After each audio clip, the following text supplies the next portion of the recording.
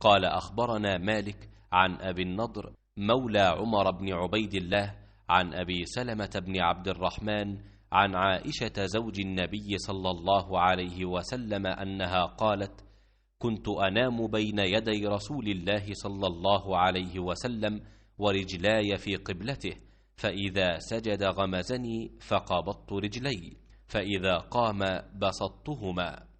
قالت: والبيوت يومئذ ليس فيها मसाबीह।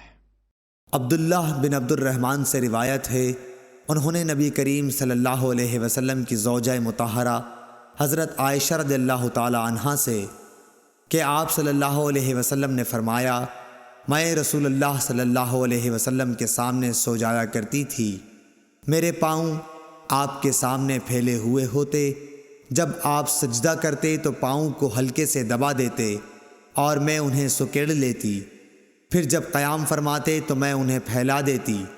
उस ज़माने में घरों के अंदर चराग नहीं होते थे। मालूम हुआ कि ऐसा करना भी जायज़ है। सही बुखारी हदीस नंबर 513।